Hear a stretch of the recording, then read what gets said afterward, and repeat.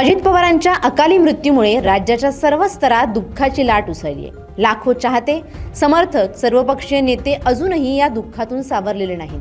अजितदादांची अकाली exit महाराष्ट्राच्या मनाला अजूनही पटत नाहीये आणि अशा परिस्थितीत दिवंगत उपमुख्यमंत्री अजित पवार यांच्या निधनाला अद्याप 10 दिवसही पूर्ण झालेले नसताना पुणे महानगरपालिकेने एक अजब निर्णय घेतल्याचं समोर आलंय।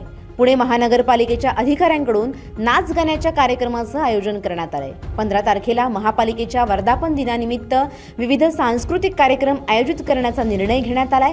शोक काळ सुरू असताना अशा स्वरूपाच्या कार्यक्रमांचं आयोजन करणं कितपत योग्य आहे असा सवाल आता उपस्थित केला जातोय। त्यामुळे पुणे महानगरपालिकेच्या निर्णयाची सध्या चांगलीच चर्चा रंगली आहे। पुणे महानगरपालिकेने काढलेल्या निर्णयात नेमकं काय काय आहे ते आपण पाहूयात ग्राफिक्सच्या माध्यमातून। विविध सांस्कृतिक कार्यक्रमांचं आयोजन करण्यात आलंय। नृत्य यामध्ये वैयक्तिक आणि समूह नृत्याचं देखील आयोजन करण्यात आलंय।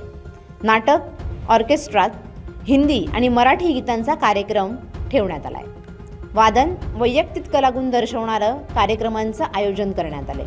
छायाचित्र, हस्तचित्र आणि कलाकृती या गोष्टींचं देखील प्रदर्शन भरवण्यात आले। या सर्व प्रकारावर आता संताप व्यक्त केला जातोय। या सर्व गोष्टींवर पुण्याचे खासदार मुरलीधर मोहोळ यांनी संताप व्यक्त करत सदर कार्यक्रम रद्द करण्याचे आदेश दिले आहेत।